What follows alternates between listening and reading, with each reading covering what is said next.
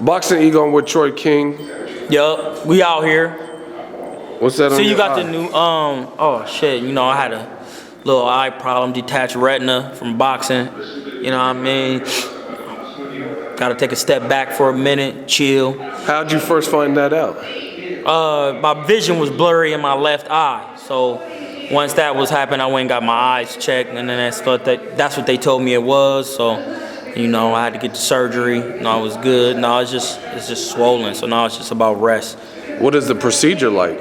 Yeah, shit. Hey, if you want to see what the procedure like when you get a surgery on the detached retina, look it up on YouTube? Look it up on YouTube. I had a detached retina, so they do a scleral buckle, a vitrectomy, and a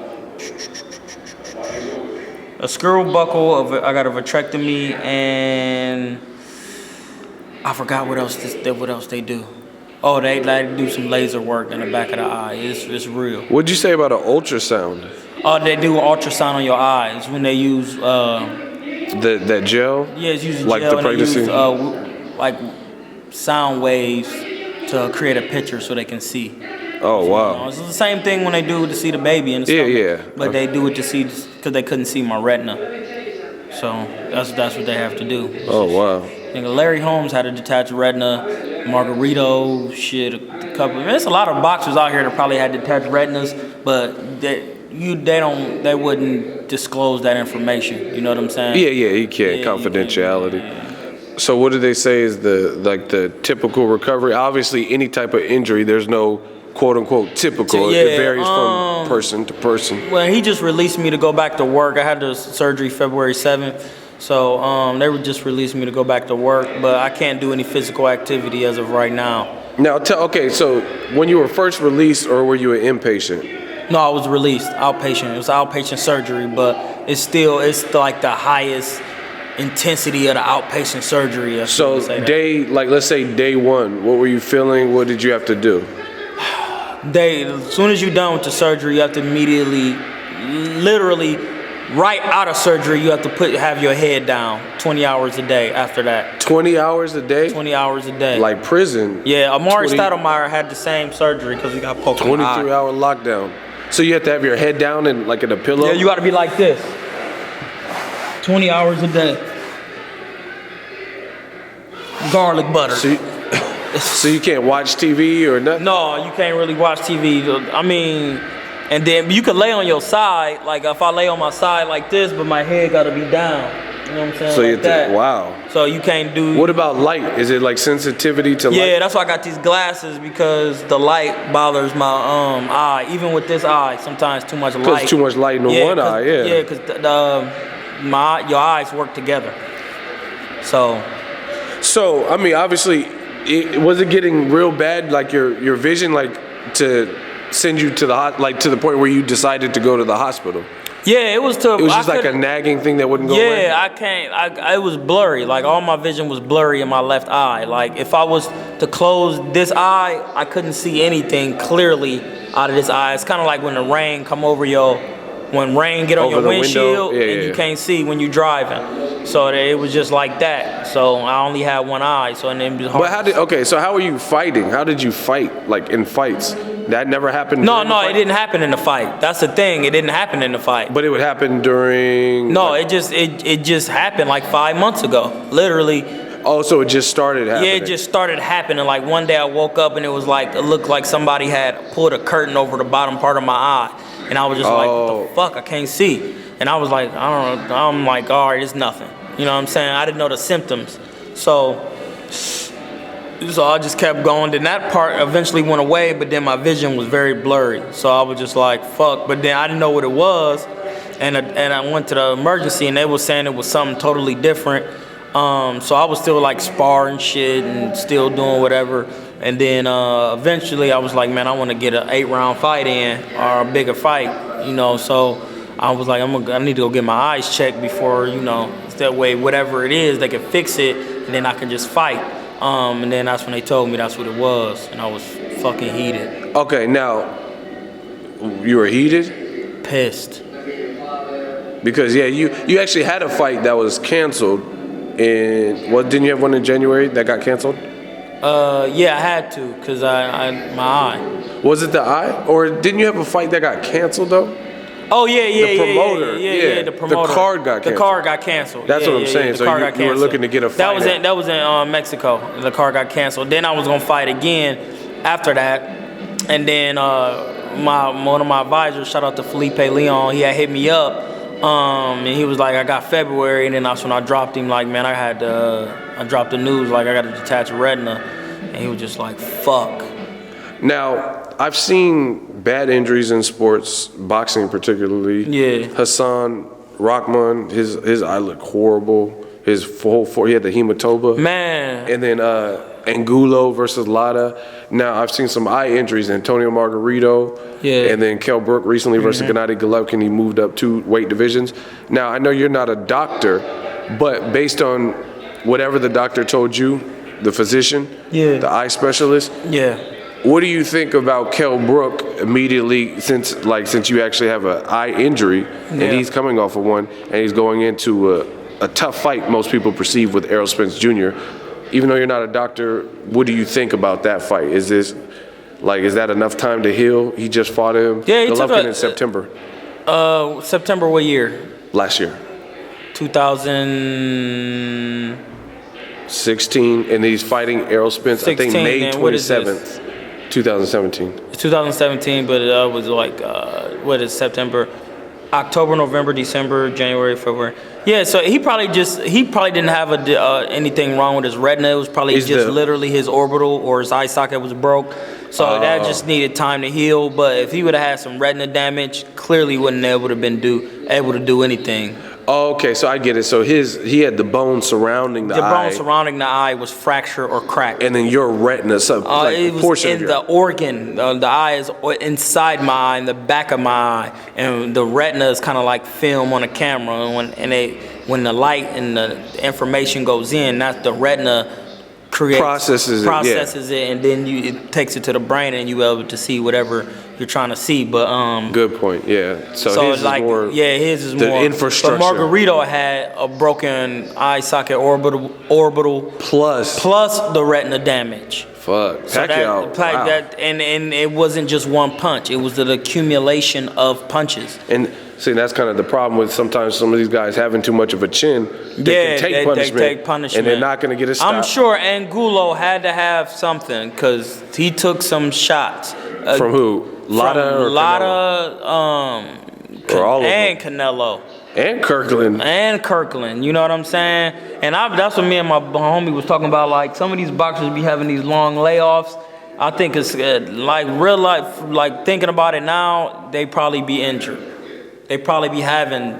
That's what I was going to ask you. Retinas and shit. Because you oftentimes hear a fighter, sometimes after a loss, which probably isn't the best time to talk about it, like after Rigondeaux beat up on Donaire, he said his shoulder was bothering him. After Canelo knocked out Khan, be real.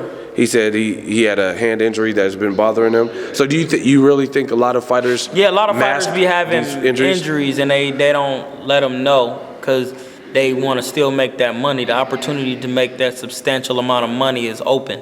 Like when I read the thing about Larry Holmes, he had got his eyes checked, and then you don't have to get your eyes checked for like another 6 to 8 months or something like that. So in that period of time, he already got his eyes checked. He was clear, and then whenever fight happened, he ended up getting a detached retina, so he didn't have to get his eyes checked again. So he just took 2 more fights.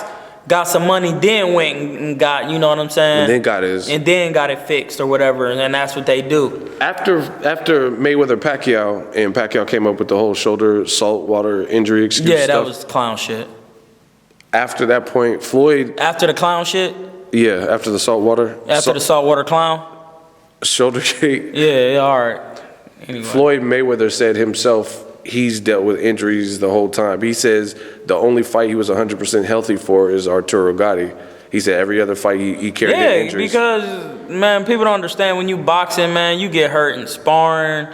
Shit, you get hurt on the mitts if you ain't doing some shit like just the repetition of throwing punches over and over and over. Or getting punched. And then sparring is a whole nother thing. And that was my problem. Like, I love to spar because my experience level was very low as far as amateur background. So sparring was like, I didn't treat it like a fight, but that was like taking amateur fights from me. So like I would spar. So learning on the job. Yeah, learning on the job. So I would like spar. You know what I'm saying? And then I love boxing. So sparring was fun to me, especially when you're not getting hit. Like some people, I'm sure sparring ain't fun if they're getting their ass beat all the time. But me, I like sparring because I don't be getting my ass beat. So I would just be sparring, but it doesn't matter if you not getting hit clean all the time. It's just the accumulation of a lot of punches. And I wasn't giving myself enough credit. I have been boxing for 10 fucking years. That's not a little bit of time. I've been boxing since 2007. Even though I started late, and I've been boxing every day since 2007 with no day off ever. Fuck what the Patriots is talking about. I'm talking about no real days off. Boxing for 3 times a day. Not sparring 3 times a day, but just working out 3 times a day. You know what I mean? So over the years of the punishment and sparring better, and I got to a point where I was sparring people that was 20 fights in. I'm in training camps with people. That's wear and tear. So that's why this happened. Now, I'm going to get real for a second. As just somebody knows you as a friend, we hope your eye heals, and definitely. Yeah. I mean, that's the most important thing. Now, when Floyd Mayweather said with the Pacquiao before, with the drug testing, health comes first, it is important because at the end of the day, your health, you only have one temple, one body. So what is your message to fighters who may have lingering issues that they that they don't want to check for the paycheck? Because what you're dealing with, I mean, this could be vision or no vision, seeing or being blind. If you didn't handle it like you did. No, most definitely. There is no question that if you don't get your retina detachment fixed and you still in there fucking around, you will go blind. You know what I'm saying? So I had to do it. So if whatever injuries these fighters have, you think it's in their best interest to take care of their body? It's in your best interest to take care of your body, but like I understand for like the millions of dollars that they are getting paid, why they would just surpass certain things and fight. You know what I'm saying? Because if somebody offered me $1 million right now and I wouldn't get my eyes checked or whatever, I would have just scrapped for $1 million because I'm not an idiot. With $1 million, it would change my fucking just 1 million. But how you not even 1 million? 500,000 would set me straight for the rest. I would just be cool because I know what to do. So I mean, I could see why fighters, just like money talks. So but if you have time to rest. Get your body together. Do things. Find another avenue of working out. Just less punishment to keep you in shape. And then get back to boxing. You know what I mean? Especially if you've been boxing. If you've been boxing for a while, watch who you sparring. Sometimes sparring bigger guys is not always a good thing. You know what I'm saying? But that was my thing. I can handle myself, so I would spar bigger guys. You know what I mean? But not next time when I do box again, I'm gonna just take it a little bit. Take a better and more of a strategic approach when it comes to sparring, because now my skill level is at a point to where I don't need to be sparring people who are just good as me, because the sparring is gonna create a hard sparring environment, and you're gonna take punishment no matter what, because when you're in there with somebody who's just as comfortable as you take punishment that you don't need to take because they're just as good as you. They're gonna hit you and you're gonna hit them.